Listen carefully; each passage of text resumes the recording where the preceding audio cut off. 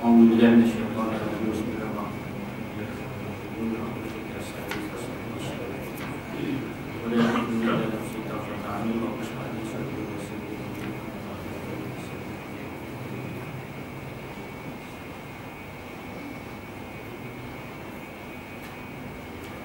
الحمد لله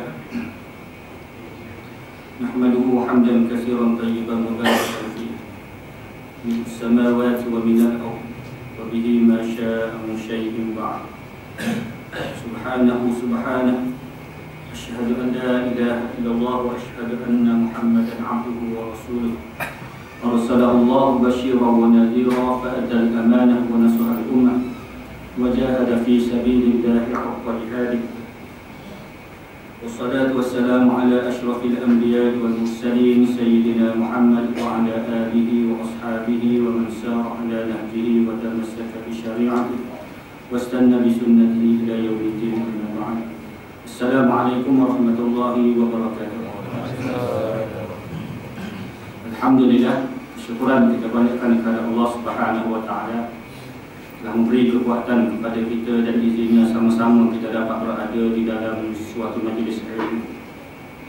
Walaupun seperti mana yang kita tahu, penceramah saya tak dapat hadir, kita dapat juga meneruskan program kuliah maghrib kita. Mudah-mudahan dengan kesungguhan yang kita tunjukkan ini, ia menjadi bukti yang besar bila mana kita balik berjumpa dengan Allah Subhanahu wa taala nanti insya-Allah. Dan insya-Allah saya jadikan halaqah ini untuk mengisi kekosongan yang ada ni.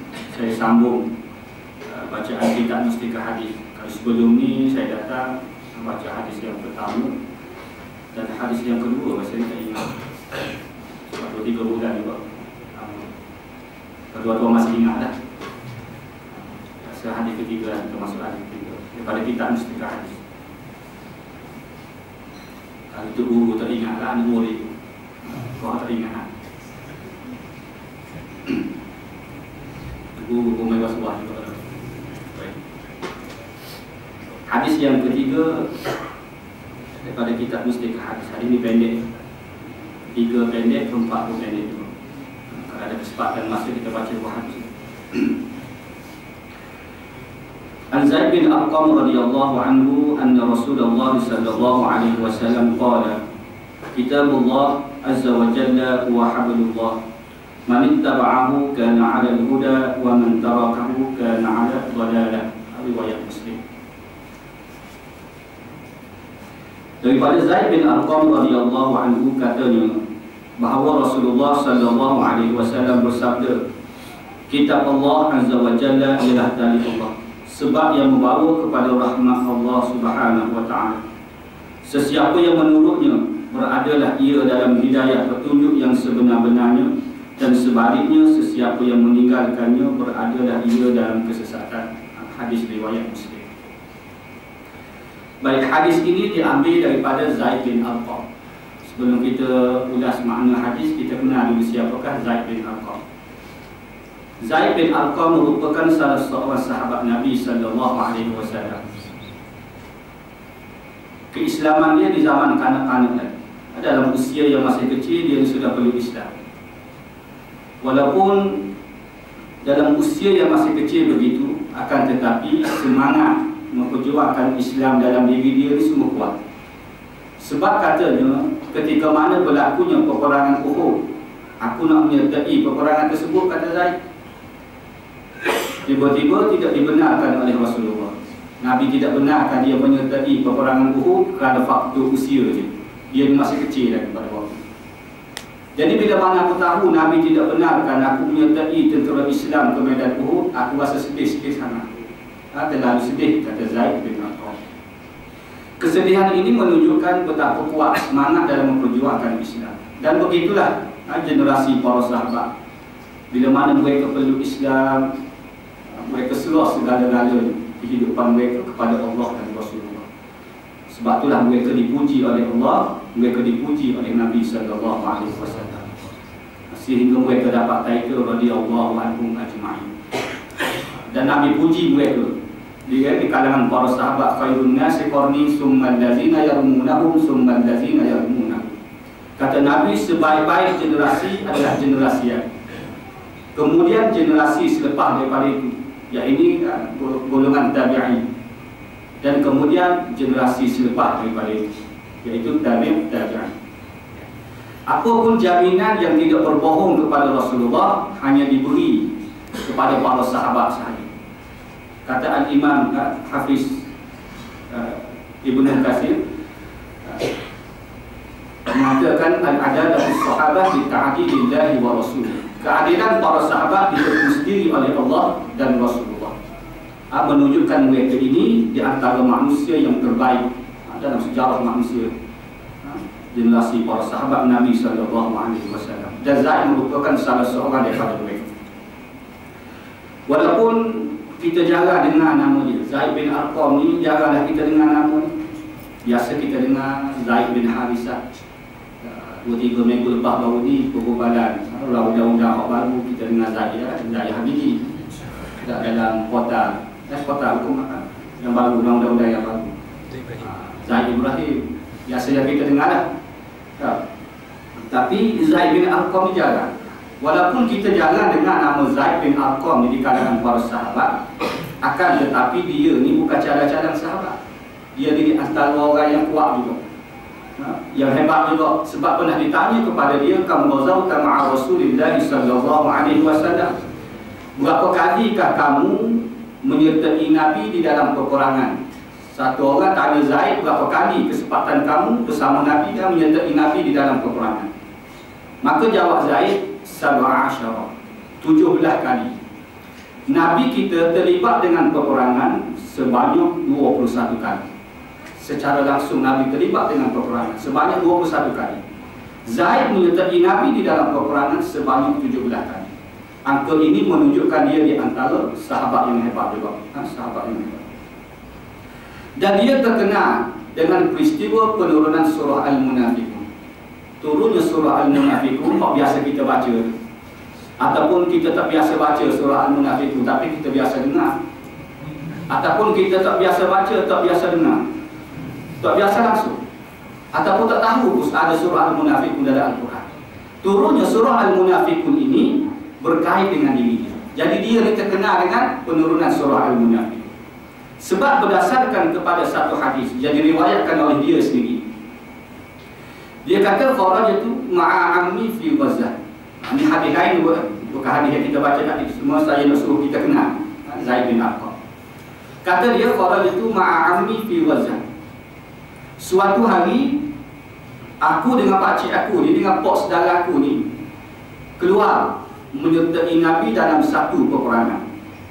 Mengikut syarah hadis ini, peperangan tersebut adalah peperangan Bani Mustalik yang berlaku pada hujung 5 Hijrah ataupun awal 6 Hijrah. Di dalam peperangan tersebut, bila mana balik, fasami'tu Abdullah ibn Ubay ibn Salul yaqulu li ashabi. Tiba-tiba telinga aku, dikata Zaid, ada dengar Abdullah bin Ubay bin Salul kata kepada geng-geng dia, kepada sahabat-sahabat dia ni. Abdullah bin Ubay bin Salul mempengaruhi kawan-kawan dia. Dia kata apa? La tunfiqu ala man 'inda Rasulillah sallallahu alaihi wasallam. Dia kata jangan bagi ada di kalangan geng-geng kita ni yang cuba nak keluarkan duit semata-mata nak tolong Muhammad dan nak tolong sahabat-sahabat Muhajir. Jangan bagi ada. Yang cuba berusaha semata-mata nak tolong dia orang, jangan. Dia mempengaruhi geng-geng dia. Cakap-cakap yang sedemikian didengari oleh Zaid bin Arqam ketika mana balik daripada peristiwa peperangan Bani Mustalik. Abdullah ibn Ubay ibn Salul, seperti mana yang kita tahu, dia adalah pengasas gerakan munafik di zaman Rasulullah. Dia pengasas gerakan munafik. Jadi bila dia ni bapak munafik, pada peringkat awalnya dia adalah orang yang masyhur di Madinah. Sebelum berlakunya hijrah, di Madinah, masyarakat Madinah ni angkat dia, Allah sanjung dia, bintang dia menyelam, dan dia orang kaya di kalangan masyarakat Madinah. Masyarakat pun puji dia, sanjung dia. Senang kira kan, orang nak sekolah, nak buat pinjaman buku teks, orang minta cok daripada dia. Dan nak projek-projek kecil kau minta daripada dia. Maknanya dia orang terpengaruh di Madinah pada waktu itu. Bintang dia menyala. Bila mana berlakunya hijrah daripada Mekah ke Madinah, sampai di Madinah, tiba-tiba di kalangan masyarakat Madinah ni angkat Nabi pula. Orang tak sanjung dah dia. Jadi bintang dia ni jadi malam. Orang sanjung Nabi. Bila mana orang sanjung Nabi, Abdullah bin Ubay bin Salul ni dia rasa hasad terhadap Nabi. Dia rasa dengki terhadap Nabi. Dengki dia terhadap Nabi, hasad dia terhadap Nabi menyebabkan dia menjadi pengasas gerakan munafik di zaman Rasulullah. Ini punca dia. Sebab itulah Islam ni larang, benar-benar larang sungguh. Jangan bagi ada sifat hasad, sifat dengki dalam diri seseorang. Sebab bila mana sifat ni bersaran dalam hati, dia akan membinasakan diri seseorang. Seperti mana binasanya Abdullah bin Ubay bin Salul. Lepas daripada itu, walakin raja'na ilal Madinah. Dia kata kepada geng-geng dia, sekejap lagi sampai di Madinah, kita akan halau mereka. Sebab mereka ini di kalangan orang yang hina. Sahabat Muhajirin daripada Mekah sampai ke Madinah, sehelai sepuluh harta tak bawa. Orang berhijrah jauh, tak bawa sedai, maknanya bawa apa yang perlu je. Dan orang tak bawa mari kabinet, orang tak bawa gas, orang tak bawa apa semua, mesin basuh orang tak bawa lagi. Sebab berhijrah. Maknanya duduk dalam keadaan hina, tak ada harta. Sekejap lagi bila mana sampai di Madinah, kita akan halau mereka. Maknanya sahabat Muhajirin dan Nabi sendiri. Kata-kata ini didengari oleh Zaid bin Arqam. Lalu Zaid bin Arqam rasa tak sedap. Dia kata apa ni ucapan yang menghina Rasulullah ni, yang menghina sahabat-sahabat Muhajirin ni. Abdullah bin Ubay bin Salul keluar cakap-cakap yang macam ni. Bila mana sampai kepada Zaid bin Arqam, fazakartu zalika li'am. Maka kata dia, aku cerita pada pok saudara. Sebab dia kata pada awal tadi dia keluar bersama pok saudara dia. Aku cerita kepada pok saudara. Dia kata, wahai pakcik, saya ada dengar Abdullah bin Ubay bin Salul ni dia mempengaruhi kawan-kawan dia, geng-geng dia ni, supaya jangan bagi ada di kalangan mereka ni keluarkan duit semata-mata nak tolong Muhammad dan nak tolong sahabat-sahabat Muhajirin. Dan dia nak hina Nabi dan hina sahabat-sahabat Muhajirin. Sampai di Madinah dia nak halau geng-geng ni. Jadi Zaid ni dia cerita pada pos saudara. Bahkan dalam riwayat yang lain, lebih teruk lagi dia hina di kalangan sahabat Muhajirin. Dia pun mengumpamakan seperti mana seekor anjing. Dalam riwayat yang lain, dia kata kita bela orang yang macam ni, bela Nabi, bela sahabat Muhajirin ni, seumpama samin kalbat yakulkan. Kita bela seekor anjing, bila mana satu hari dia ni akan bila mana kita bela bagi makan dia ni gemuk, suatu hari dia akan makan kita balik. Samin ni orang kata gempa. Samin kalbat, kalbun, anjing, kahnamba. Baik, sebelum saya nak cerita pengalaman di Mesir lah. Nak cerita kalimah kalbun, kalbat. Saya pun tak sempat dengan peristiwa ni, cuma abang lama lah ceritanya. Di Mesir dia ada persatuan-persatuan di tubuh untuk nak jaga kebajikan pelajar. Dan di Mesir dia mempunyai persatuan Isma, Pemerang, dan banyak lagi lah. Antara yang paling besar Isma, Pemerang dan Nadi Amno. Mereka di tubuh ni, mereka tubuh persatuan ni semata-mata objektif mereka nak maknanya menjaga kebajikan pelajar. Agenda mereka sungguh baik. Cuma sebelum dia, saya nak sebut yang Nadi Amno. Sebelum dia letak Nadi Amno, pada peringkat awal pelajaran kelab itu dia letak kelab Amno. Jadi pelajaran tu rumah dia beli satu rumah besar untuk persatuan mereka lah. Dah tulis spanduk tu tulis kelab Amno. Bukan saya nak cerita Bang Amno, saya nak cerita kehendam kelab. Jadi buat spanduk yang besar. Jadi tulis dalam bahasa Jawi, memadabakkan bahasa Jawi lah, sebab kita duduk negara lah. Tulis bahasa Rum itu tulis lah, bangunan kelab Amno. Lepas tu tulis bahasa Jawi pula, kehendam tu alih minggu. Lepas tu duduk lama seminggu, 2 minggu ni jadi bising di kalangan orang Arab. Orang Arab tu lalu tu baca sepanjang tu baca banner tu. Jadi orang Arab ni dia baca kalbun aman, kahlam ber alih minum.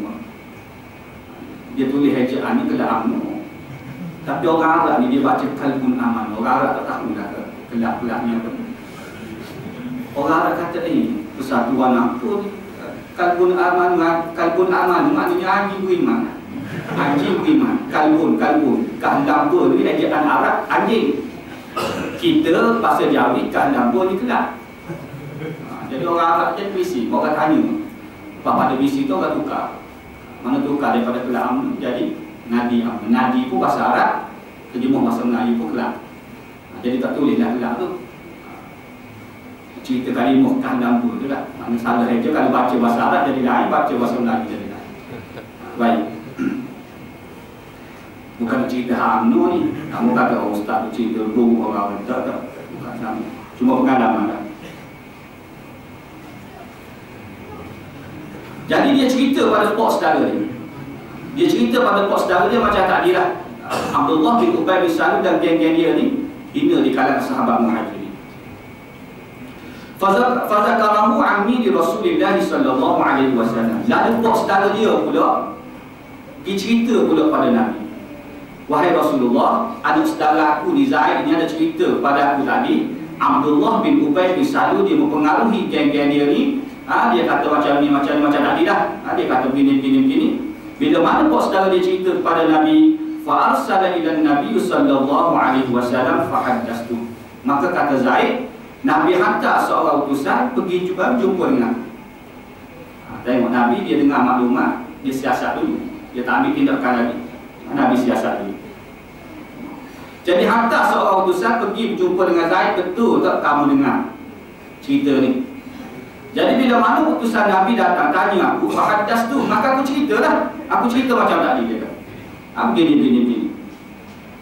Fa arsala ila Abdullah ibn Ubay ibn Salul wa ashab.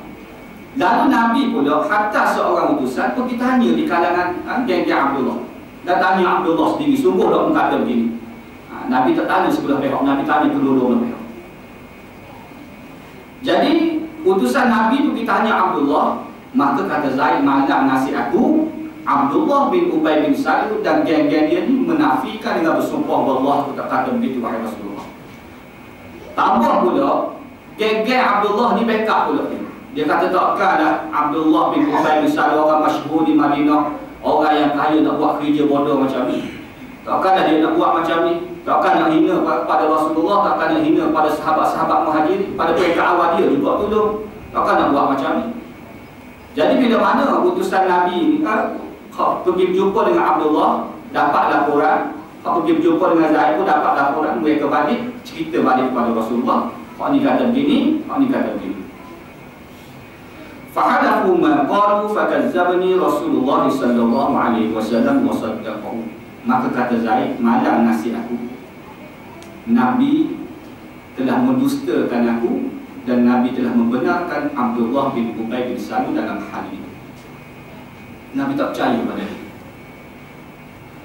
Nabi tak percaya. Nabi membenarkan Abdullah dalam hal ini kerana banyak faktor. Antaranya Zaid bin Arqam pada waktu itu dia kecil lagi. Jadi berita daripada budak-budak ni kita jangan sangat kita percaya. Macam kita juga dah. Budak cerita dengan orang tua cerita, kita sekarang kita percaya orang tua cerita lah. Budak-budak tak tahu apa. Baik. Jadi malam nasi aku, Nabi telah mendustakan aku dan Nabi telah membenarkan Abdullah bin Ubay bin Salul dalam hal ini. Fa asabani hamulan yusibani misluhu qad wa jalastu fil bait. Aku rasa sedih sangat. Kerana benda aku dengar sendiri daripada telinga aku ni.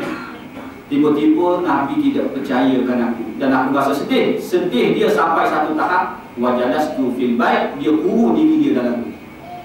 Wajadastu pada asalnya duduk dalam rumah. Maknanya dia kurung diri dalam rumah, tak nak keluar. Dalam riwayat yang lain, ada pula di kalangan sahabat-sahabat lain pakat marah pada dia. Dia nak buat cerita tak pasal-pasal Nabi telah mendustakan kamu. Nabi telah kata kamu ni bohong. Kalau bersenyap kan tak jadi begini. Orang pakat marah pula pada dia, menyebabkan dia ni tak nak keluar daripada rumah.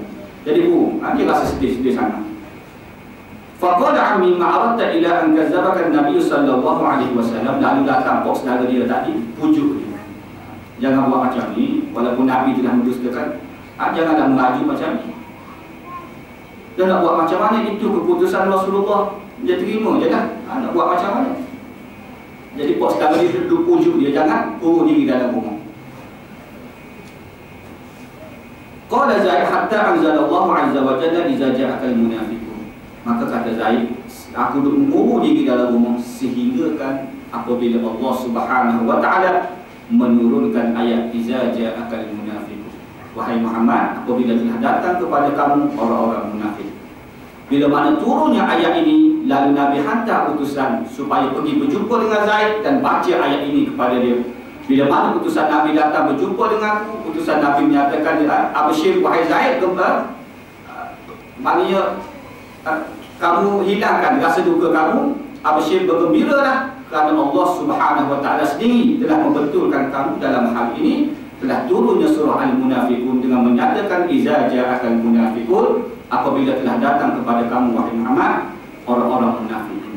Maka turunnya surah Al-Munafiqun berkait dengan diri Zaid bin Arqam. Allah Ta'ala sendiri membetulkan Nabi sallallahu alaihi wasallam dengan surah ini.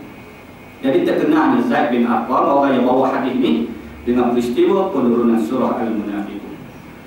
Jadi daripada Zaid bin Arqam hadis ini radhiyallahu anhu. Jadi bila kita baca surah Al-Munafiqun, kita teringatlah sahabat yang bernama Zaid bin Arqam.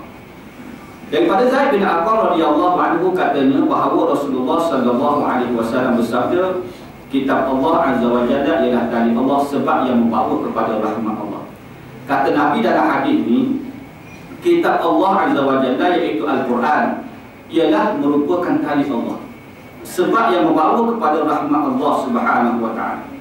Sesiapa yang menurutnya berada dah ia dalam hidayah petunjuk yang sebenar-benarnya, dan sebaliknya sesiapa yang meninggalkannya berada dah ia dalam kesesatan. Hadis ini nak cerita kepada kita bahawasanya kita sebagai manusia yang dijadikan oleh Allah yang hidup di atas muka bumi ini, kita hakikatnya adalah fakir. Fuqara ila Allah. Kita adalah hamba yang fakir terhadap Allah Subhanahu wa taala. Bila mana kita fakir, sudah tentulah kita berhajat kepada sesuatu. Mestilah kita berhajat kepada Allah. Kita nak duduk hidup kita ni dirahmat oleh Allah, duduk kita ni biar betul dengan perintah Allah, maka Allah Ta'ala kirimkan kepada kita Al-Quran kan, untuk panduan hidup kita. Cara mana kita nak hidup? Nak mendapat redha daripada Allah Subhanahu wa taala, nak mendapat rahmat daripada Maha Pencipta. Macam mana? Maka Allah Ta'ala kirimkan Al-Quran. Jadi hadis ini nak cerita kepada kita, nasib manusia ini dia bergantung kepada setakat mana dia manusia diberpegang kepada Al-Quran. Kalau dah hidup dia ni menurut Al-Quran, maka hidup dia mendapat rahmat daripada Allah. Kalau dah hidup dia meninggalkan ayat Al-Quran, walaupun hidup mewah macam mana sekalipun, lebih daripada orang lain, tapi dia meninggalkan Al-Quran, maka hidup dia ini dihina oleh Allah. Duduk dalam keadaan kesesatan. Duduk dalam keadaan kesesatan, dihina oleh Allah Subhanahu wa taala. Dan inilah yang berlaku kepada umat Islam di akhir zaman ini. Bila mana umat Islam di akhir zaman meninggalkan Al-Quran di dalam kehidupan mereka, maka Allah hina di kalangan umat Islam. Apa yang berlaku kepada Palestin sebagai contoh. Islam tak kuat dalam dunia. Kalau kita nak kira di antara negara-negara yang kaya dalam dunia ni, negara-negara umat Islam masuk sekali tersengaran. Antaranya Arab Saudi, Bahrain, Qatar, negara-negara Arab yang berada dalam keadaan strategik, mempunyai gas, mempunyai minyak, kaya. Tetapi dalam isu Palestin, dalam isu Baitul Maqdis, sampai ke hari ini umat Islam tak boleh kuat. Kalau nak dikira majoriti rakyat bangsa Arab mempunyai 200 juta lebih. 200 juta lebih. Israel di kalangan Yahudi 20 juta lebih dah. Bahkan negara-negara umat Islam pun kaya, tapi tak dapat menyelamatkan Masjid Al-Aqsa. Saban tahun diserang. Dan sampai ke hari ini pun tak ada jalan penyelesaian. Siapa tak boleh nak buat. Bahkan di kalangan negara-negara umat Islam, menjadi pengemis kepada kuasa-kuasa besar.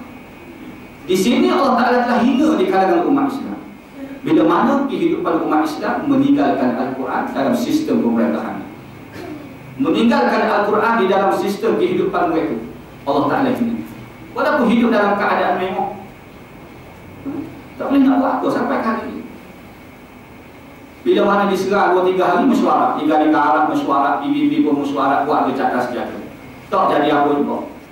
Tak ada kekuatan di kalangan umat Islam pada hari ini. Kesannya meninggalkan Al-Quran. Dan Allah Ta'ala jadikan kepada umat Islam ini benar-benar berlaku apa yang telah diucap oleh Sayyidina Umar bin Khattab radhiyallahu anhu ketika mana merasmikan Masjidil Aqsa. Allah Ta'ala jadikan apa yang diucap oleh Sayyidina Umar ini benar-benar berlaku kepada umat Islam di akhir zaman. Sayyidina Umar di zaman pemerintahan dia, bila mana menghantar tentera Islam pergi berjihad ke Syam, Palestin pada waktu itu di bawah Takluk Syam lagi, ingin membebaskan Masjidil Aqsa. Bila mana umat Islam berperang, dapat rampas balik Masjidil Aqsa. Bila mana dapat rampas balik Islam menang, dapat takluk balik daripada Kristian, maka di kalangan tentera Islam menyebut Sayyidina Umar sebagai Amirul Mukminin, memberitahu satu tempat di dunia ni datang untuk merasmikan Masjidil Aqsa. Bila mana Sayyidina Umar datang, Sayyidina Umar orang yang memberitahu satu tempat di dunia datang merasmikan Masjidil Aqsa dalam keadaan baju bertambah. Baju bertambah, tak mewah, tak kaya. Sehingga kan Abu Ubaidah Al-Jarrah tegur Sayyidina Umar, wahai Amirul Mukminin, kalau boleh pakai yang elok sikit. Sebab di kalangan musuh duk perhati kita, duk tengok kita ni sebab nak merasmikan Masjidil Aqsa. Di kalangan Yahudi pun ada nak lihat. Marah Sayyidina Umar. Kata Sayyidina Umar, aku tak sangka cakap-cakap yang seperti ini keluar daripada mulut orang seperti kamu, wahai Abu Ubaidah. Maka keluarlah ucapan yang masyhur.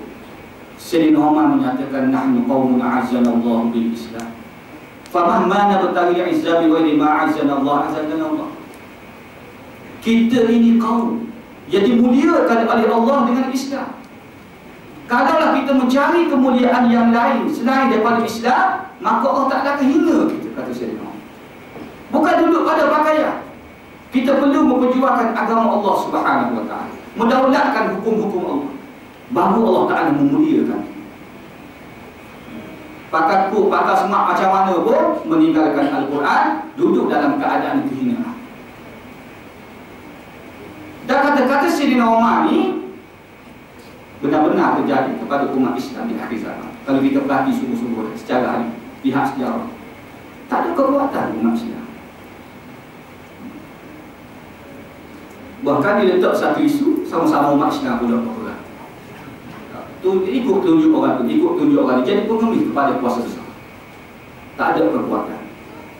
Kalau nak kira negara-negara ni kaya, tapi tak ada apa. Ini yang menjadi masalah. Kerana meninggalkan hukum Allah, meninggalkan ayat-ayat suci Al-Quran. Jadi nak kita sebagai umat Islam untuk nak berjaya dalam hidup, nak mendapat rahmat daripada Allah Subhanahu Wa Ta'ala, nak mendapat kemuliaan dia ketika mana hidup ni, bahkan di hari akhirat kelak, perlulah kita mengikuti Al-Quran.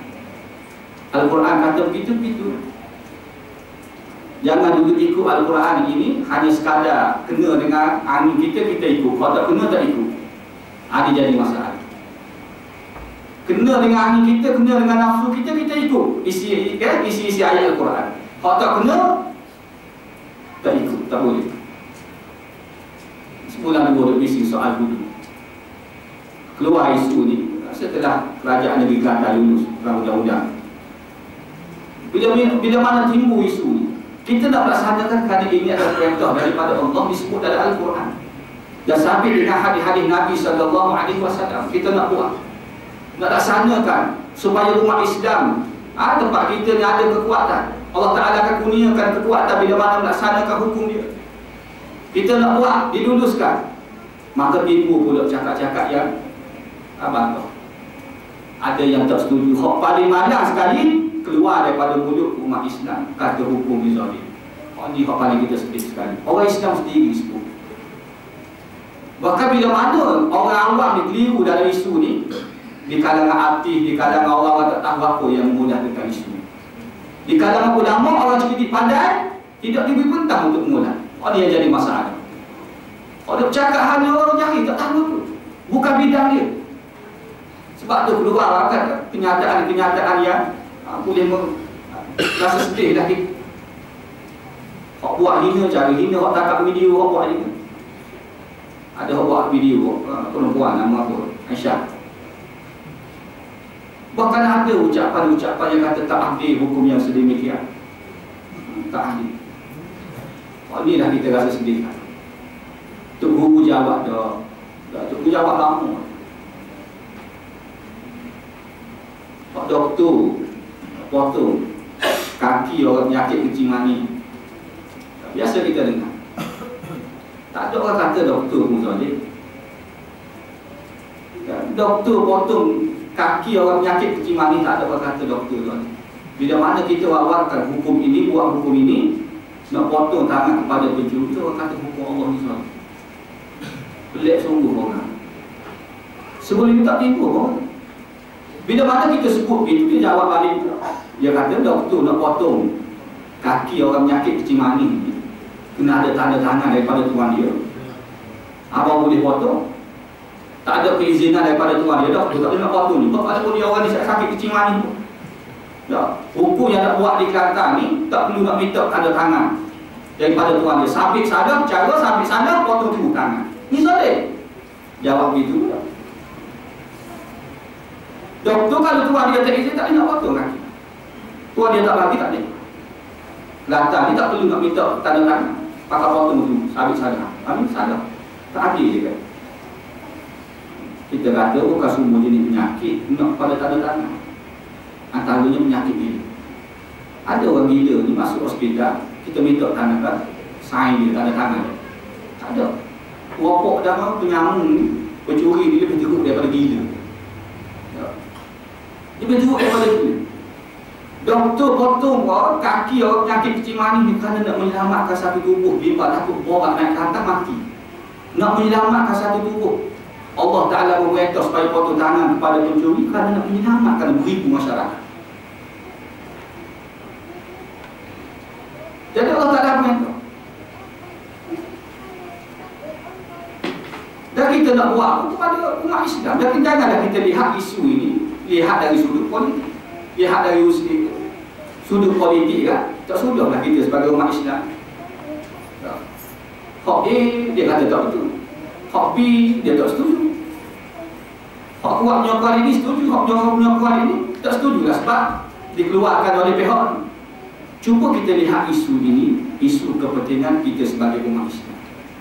Kita kena buat seperti mana sembahyang juga.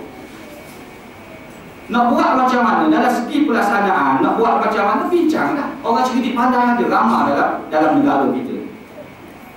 Jangan tolak daripada awal lagi. Sebut perkara ni, tolak daripada awal lagi, tak nak. Bincang pun tak nak. Hal ni yang jadi masalah. Tolak awal-awal. Tuduh berbagai-bagai buat tuduhan. Tak adil dah apa semua. Bila mana Allah sebut dalam Al-Quran, kita kena terima. Cara mana nak buat, bila dah laksanakan, bincanglah. Orang cerdik pandai ramah. Jangan bincang saya bagi saya supaya jangan melaksanakan. Kalau bincang dari sudut penyanyi, bincang supaya nak buat ni macam mana? Tak bincang. Dari sudut syariat macam mana, dari sudut perundangan macam mana. Apa yang penting jangan tolak. Ini perintah daripada Allah. Berbeza pendapat dalam segi masalah pelaksanaan macam mana nak buat, itu tidak menjadi masalah. Boleh bincang. Kita beli kasut pada anak pergi luar negara, beli kasut pada anak. Buat kelip ke rumah, suruh anak pakai. Pakai-pakai ketak kasut. Ketak kasut. Kita nak potong kaki anak apa kita nak bagi kasut? Orang tak potong kaki anak tu. Orang panggil gong. Ayat Allah ni jangan duduk potong. Kena terima. Soal mana nak buat? Ejar. perkara asas ni jangan duk potong. Beli baju, maka kalau baju dengan baju tengok cekak. Nak potong tangan anak kau nak bagi baju. Kau nak bagi baju. Lepas tu cara mana nak buat? Fikirlah cara mana. Orang tukar jahit pun ada, dah ke mana-mana, tukar kain pun ada buat. Apalah ke mana-mana, yang anak tu boleh patah. Tu situ dulu. Tapi kalau kita lihat dari sudut politiknya ni, biar kita ada kekuatan bila mana melaksanakan hukum Allah.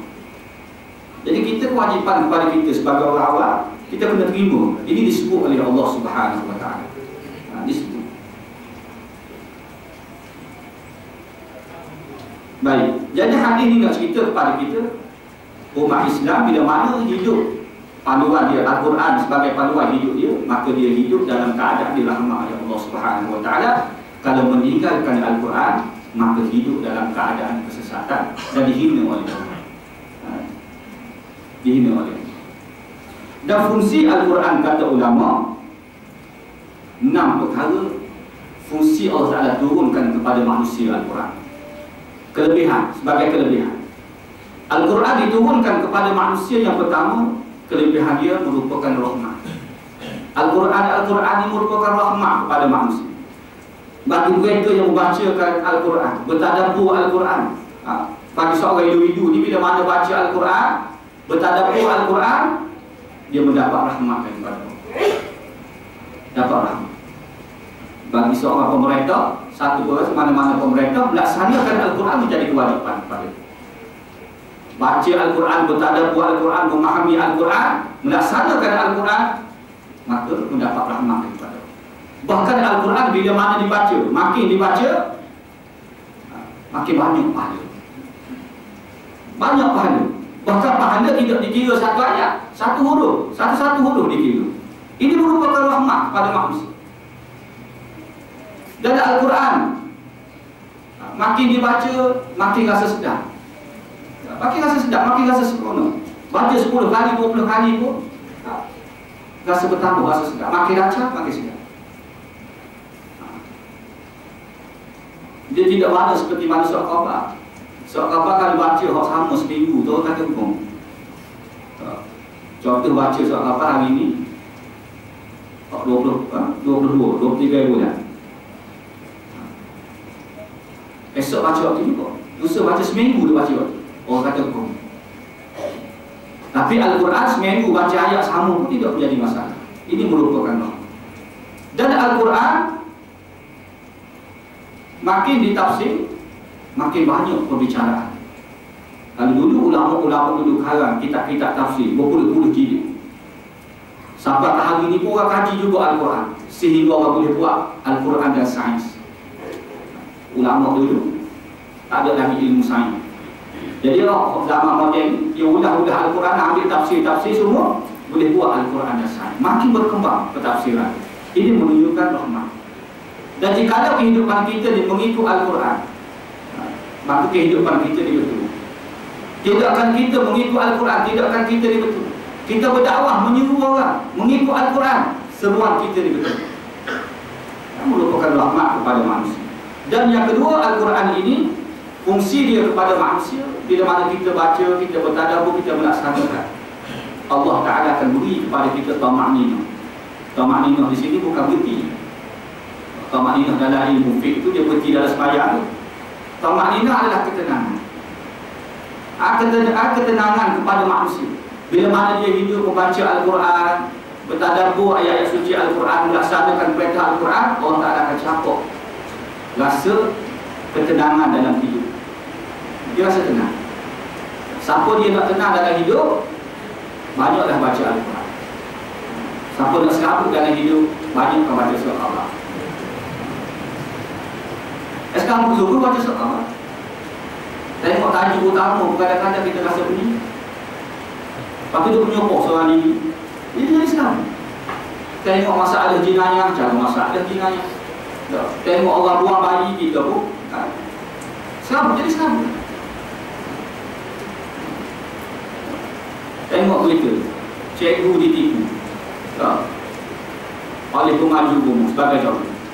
Kita pun tak punya apa, cikgu ni pun bodoh lah, tahu dah orang nak tipu, dia juga apa pula. Kita ni buat dia jadi Islam pun. Sebab baca surat tambah. KWSP sebagai contoh. Nak hak keluar duit, orang nak dulu.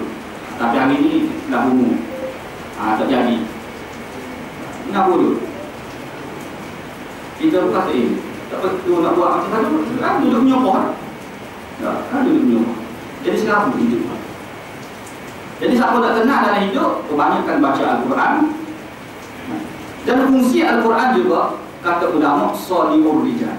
Al-Quran, dia boleh membentuk manusia menjadi manusia yang khusyuk dan tunduk kepada Allah. Dia boleh menghakiskan sifat-sifat yang tak elok dalam diri. Sebagai sifat takabur, sifat orang sombong. Mana bila mana kita duduk dengan Al-Quran, banyak baca Al-Quran, bertadabbur Al-Quran, dia akan hilang sifat-sifat. Dia boleh menjadi manusia, mendidik diri kita menjadi manusia yang khusyuk dan tunduk kepada Allah. Menjadi manusia yang senantiasa merendah diri di hadapan Allah dan merendah diri sesama Islam. Ini fungsi Al-Quran. Kita lihat generasi para sahabat. Mereka bukan hanya ingat Al-Quran, faham Al-Quran, bahkan mereka laksanakan Al-Quran dalam kehidupan mereka. Sehingga kan kata Al-Imam Asy-Syaikh Sayyid Qutb rahimahullah ta'ala, nak lihat generasi Al-Quran bergerak, lihat ada generasi para sahabat. Sebab itulah mereka ni, nilai peribadi mereka ni, sejarah-sejarah kehidupan mereka ni ada sejarah yang terbaik. Semua di kalangan para sahabat. Baik Abu Bakar, baik Sayyidina Umar, ada sejarah-sejarah yang memuliakan diri mereka. Kita ambil sebagai contoh Abu Ubaidah Al-Jarrah. Betapa tawadhu'nya dalam kehidupan. Oleh kerana saya sebut Abu Ubaidah. Abu Ubaidah Al-Jarrah, sahabat Nabi SAW. Nabi gelar dia Aminul Ummah. Aminul Ummah di kulli ummatin amin wa aminu hadhihi ummah Abu Ubaidah Al-Jarrah. Kata Nabi, setiap umat ini ada pemegang amanah. Pemegang amanah umat ini adalah Abu Ubaidah Al-Jarrah. Dan apabila perwakilan datang meminta kepada Nabi untuk menghantar wakil, Nabi kata, akan aku hantarkan rajulul aminu wa haqqal amin. Akan aku hantarkan lelaki yang amanah dan benar-benar amanah. Nabi hantar Abu Ubaidah Al-Jarrah, orang yang mempunyai kedudukan yang sangat besar di sisi Nabi SAW. Orang yang disebut oleh Sayyidina Umar, "Lau kuntu mutamanniyan latamannaitu makanan mamdu'an birijal ka'amsali Abu Ubaidah Al-Jarrah." Kata Sayyidina Umar, jikalau aku ni boleh bercita-cita, nescaya aku ingin bercita-cita di suatu tempat yang dipenuhi oleh lelaki-lelaki seperti Abu Ubaidah Al-Jarrah.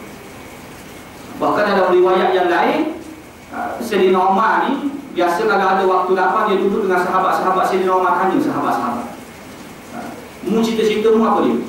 Sahabat ni cita-cita aku nak hidup, nak masuk dalam syurga, nak mati pada jalan Allah Ta'ala. Tanya sahabat ni, mu cita-cita lebih kurang. Mu cita-citamu apa dia? Lebih kurang jawabkan. Nak mati pada jalan Allah, nak mati pada jalan Allah. Sampai last kali, sampai giliran Sayyidina Umar, sahabat tadi, cita-cita Amirul Mukminin apa? Sayyidina Umar kata, jikalaulah aku ini orang yang boleh bercita-cita, nescaya aku ingin bercita-cita di suatu tempat yang dipenuhi oleh lelaki-lelaki seperti Abu Ubaidah Al-Jarrah. Matinya kerana tahu. Jadi nanti oleh Sayyidina Umar menjadi gubernur, dia membantah pelantikan itu kerana dia ingin menyertai ahli di medan jihad. Bila mana dia jadi gubernur, kerana terpaksa aku dengan keputusan Sayyidina Umar menjadi gubernur di kawasan Syam. Bila mana perwakilan Rum datang masuk mencari gubernur di kawasan Syam dan bertanya kepada orang Islam, di manakah gubernur kamu Abu Ubaidah? Mereka tunjuk gubernur kami sedang ada di sembang dengan sahabat-sahabat itu. Bila mana perwakilan Rum datang masuk, melihat kepada gubernur Islam ketika itu duduk dalam keadaan kesederhanaan, mereka terkejut. Perwakilan Rum ni rasa terkejut kerana melihat keadaan gubernur Islam duduk dalam keadaan kesederhanaan. Setengah riwayat menyatakan Abu Ubaidah pada waktu itu duduk dalam tengah rumah anak panah untuk sembang dengan sahabat-sahabat dia.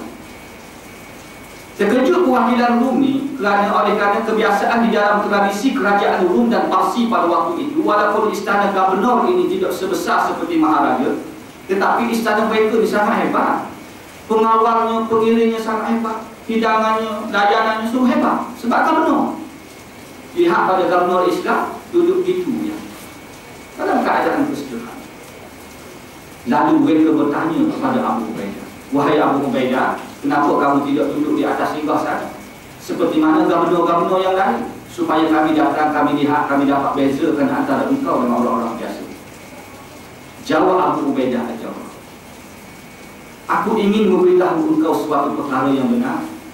Sesungguhnya di dalam poketku ini tidak ada satu dirham pun aku makan pada." Kata Abu Ubaidah, "Gubernur, sesungguhnya dalam poketku ini tidak ada satu dirham pun untuk aku makan pada hari ini. Dan jika aku ingin makan pada hari ini, aku mungkin akan berjumpa dengan sahabatku Muhammad dan meminta sedikit daripadanya untuk aku dapat makan. Dan jika Allah Subhanahu wa ta'ala menakdirkan suatu hari nanti aku ada duit yang banyak dan aku mampu membeli singgah sana, niscaya aku tidak akan membeli. Aku tidak akan duduk di dalam suatu majlis yang mana aku duduk dengan bodoh sombong, sedangkan sahabat-sahabatku kaum muslimin yang berada di hadapanku ini, mereka ini mungkin lebih mulia di sisi Allah Subhanahu wa ta'ala jika nak dibandingkan dengan diri. Betapa tawadhu'nya bila mana dilantik menjadi kamu."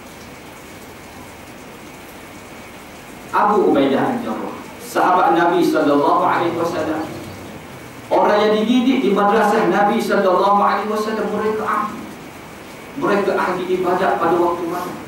Tetapi dalam masa yang sama juga, mereka inilah kursa tentera, panglima-panglima yang sangat adal pada waktu siang. Walaupun mereka tangkas dan hebat, namun Allah Subhanahu wa ta'ala telah cabut sesuatu perkara yang besar di dalam hati mereka, iaitu kesombongan dan bongkar. Tetapi di dalam keadaan merendah diri kepada Allah, Allah Subhanahu wa ta'ala memberikan kerajaan-kerajaan Rum dan Parsi jatuh satu persatu di dalam genggaman mereka, mempunyai kekuatan yang sangat luar biasa. Sehinggalah Islam, nikmat Islam yang kita kecapi pada hari ini hasil daripada perjuangan kita. Ini dinasti para sahabat. Dilantik memegang jawatan, duduk dalam keadaan kesederhanaan. Dan begitulah sahabat-sahabat yang lain. Tetapi apabila umat Islam pada hari ini telah hilang makna ini, lalu terjadilah apa yang terjadi pada hari ini. Tengoklah keadaan macam mana. Kita taklah nak suruh jadi seperti mana Abu Ubaidah bila mana menjadi pemimpin. Taklah sahabat tahap. Nak makan gaji 30-40 ribu kan? Nak duduk rumah besar pun duduklah. Nak pakai kereta besar pun pakai. Itu keperluan. Bahkan Allah Ta'ala marah. Allah Ta'ala cabar kepada sesiapa, Allah Ta'ala menyebut dalam Al-Quran, sesiapa yang berani mengharamkan perhiasan yang aku keluarkan ada daripada bumi. Allah Ta'ala cabar. Nak nikmati, nikmatlah. Kenikmatan yang Allah Ta'ala punyakan, tak jadi masalah. Tetapi biarlah, bila mana memegang jawatan, pegang jawatan dengan penuh rasa amanah. Nak kaji puluh-puluh ribu pun tak apa. Jangan bila mana memegang berlakunya penyelewengan, tindak orang tu, tindak orang ni, terpaksa orang pula menyambut susah. Kerana tidak aman. Paling-paling buat kita nak amanah bila mana memegang jawatan. Bukan nak suruh duduk dalam keadaan berepak bila mana jadi pemimpin. Duduklah, nak duduk mewah pun tak ada masalah. Tapi dia ada amanah bila mana mengurus hak orang ramai. Itu yang kita tuntut.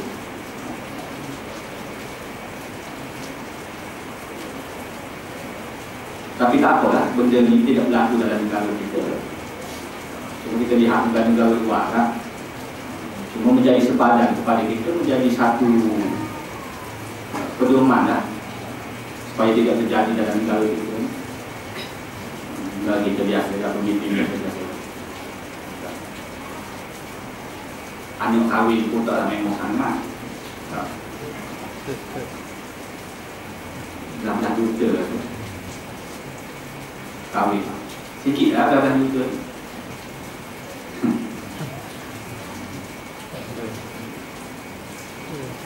jauh-jauh dia tak pandang. Baik, orang nombor 9. Jadi Al-Quran fungsi dia soni urijat membentuk manusia, menjadi diri manusia ini jadi khusyuk dan tunduk kepada Allah Subhanahu wa taala. Dan Al-Quran juga merupakan asyifa, menjadi penawar kepada manusia. Bukan sekadar penawar kepada hati manusia, bahkan kepada penyakit-penyakit itu boleh jadi penawar juga. Ayat-ayat suci Al-Quran. Di antaranya surah Al-Fatihah yang sentiasa kita baca boleh buat penawar. Ada sejarah. Dalam sebulan kelebihan Fatihah. Baik. Cuma ayat-ayat suci Al-Quran boleh menjadi penawar kepada manusia. Dan Al-Quran juga himayatu ba'dal hidayah. Al-Quran juga dia boleh memberi harapan manusia selepas dapat hidayah daripada Allah Subhanahu